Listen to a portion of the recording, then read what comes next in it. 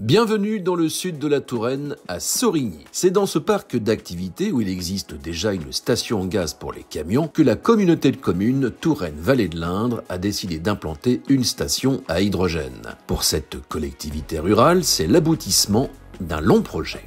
L'aboutissement, je dirais, de 6 ans, 7 ans d'efforts, de collaboration avec les différents organismes qui ont permis d'aboutir à ce résultat.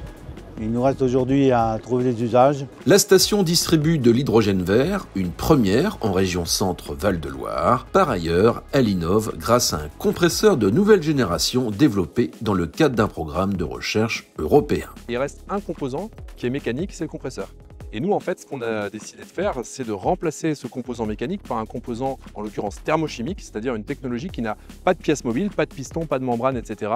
Et comme on se débarrasse de toutes ces pièces mobiles, en fait, on va éliminer les problèmes de la mécanique, c'est-à-dire les problèmes d'usure, de maintenance, de fuite, etc. Ce qui permet d'énormes gains en termes de maintenance et puis des gains aussi en termes de coût et d'efficacité énergétique. La station est une fierté pour le territoire, mais elle est surtout idéalement placée pour amorcer la mobilité hydrogène. L'emplacement est vraiment stratégique et parfait. Le fait d'être à côté d'un relais pour poids lourd, justement l'emplacement est parfait par rapport à ça. Et je pense que le timing est bon justement avec une montée en puissance de la station qui pourra se faire quand il y aura plus de véhicules pour venir faire le plein. La station de 200 kg va permettre de faire le plein de cette benne à ordures, la première à avoir été homologuée en France. Mais l'ambition est de mutualiser les usages en incitant les entreprises à s'équiper d'utilitaires. Il se trouve que l'État veut donner un coup de pouce à ce type de véhicule. Dispositif qui devrait porter sur 500 véhicules sur le premier volet, potentiellement davantage, au total 1000 véhicules. Et le principe du dispositif, c'est de venir en fait compenser le surcoût du véhicule utilitaire à hydrogène par rapport à l'équivalent à batterie.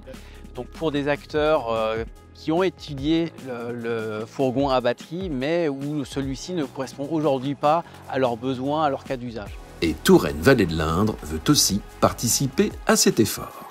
Tout à fait. Il semblerait qu'à l'unanimité, pour une dizaine de véhicules, on s'engage, nous, communauté de communes, le syndicat d'électrification d'Indre-et-Loire, à mettre la main au pot pour aider à l'achat de véhicules hydrogène avec la région d'ailleurs qui est partenaire. Donc on pourrait proposer, je l'espère, dans l'année qui vient, l'achat de véhicules hydrogène au prix du véhicule diesel. Cette collectivité de Touraine croit en la mobilité hydrogène. Elle a commencé avec des vélos de Pragma qu'elle propose à la location l'été près d'Azel-Rideau et elle a lancé un appel à manifestation d'intérêt pour renouveler sa flotte et proposer plusieurs boucles à vélo hydrogène, un projet pour l'année prochaine. Beaucoup de chemin a été parcouru depuis la toute première station, encore visible sur le parking de la communauté de communes, une station qu'a pu utiliser la benne à ordures ménagère, un camion qui a pu être financé grâce à un projet européen baptisé Hector. C'est grâce à la persévérance de certaines collectivités un peu partout en France qu'on arrive aussi à développer des stations à hydrogène et à Sorigny, irréductible village gaulois, Alain Hainaut a bien mérité le surnom d'Hydrogénix.